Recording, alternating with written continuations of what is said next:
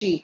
और एक मेरा सवाल आपसे ये है, जो कि कहा जाता है और ये चर्चा भी हो रही है कि एक तो इम्यूनिटी जो कि नेचुरल इन्फेक्शन से पैदा होती है, और दूसरी जो आपको वैक्सीन से इम्यूनिटी पैदा होती है, तो उनकी एक ड्यूरेशन होती है, एक अवधि होती है कि उसके बाद वो कम होने लग जाती है। तो मान लीजिए किसी को अगर अगस्त सितंबर में वैक्सीन लगी थी, सितंबर में लगी थी, तो उसकी इम्यूनिटी मार्च तक, अप्रैल तक आते आते शायद वैक्सीन से जो इम्यूनिटी पैदा हुई वो अब सब कम होनी शुरू हो गई होगी। तो ऐसे में किस तरह के बूस्टर डोज को लेके किस तरह की इंटरनेशनली एडवाइस आ रही है, किस तरह की गाइडेंस आ रही है, किस उम्र के लोगों को अब सतर्क और सावधान होके, या जिन्हें कोमॉर्बिडिटीज हैं अलर्ट होके बूस्टर डोज लगवा लेनी चाहिए? जी हाँ। तो ये अभी भी बहुत क्लियर नहीं है कि इन्फेक्शन या वैक्सीनेशन के बाद कितने महीनों तक या कितने सालों तक ये इम्यूनिटी रहती है।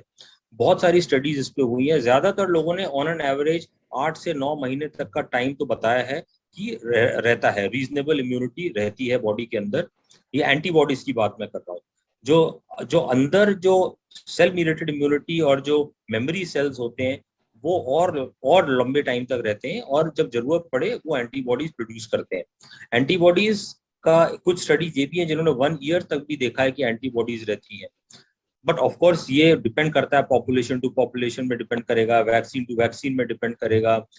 जो जो इंडिविजुअल है उसके खुद के जो इम्यून प्रोफाइल है, उसकी खुद की जो बॉडी की मेकअप है, उस पर भी डिपेंड करेगा।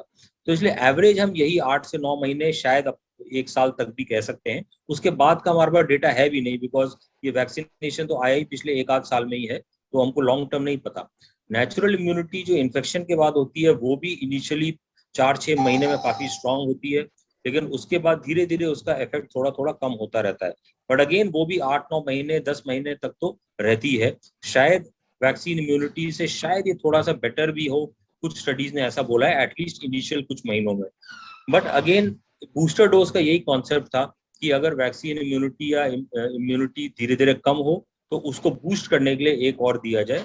और ये देखा भी गया है कि उसके बाद एकदम से एंटीबॉडी लेवल्स काफी हाई हो जाते हैं और प्रोटेक्शन भी देते हैं। खासकर प्रोटेक्शन देते हैं सीवियर डिजीज से, हमेशा प्रोटेक्शन अगेंस्ट इन्फेक्शन नहीं देते। इन्फेक्शन हो भी गया तो वो और आगे सीवियर ना हो, इससे बचाव करते हैं काफी हद तक।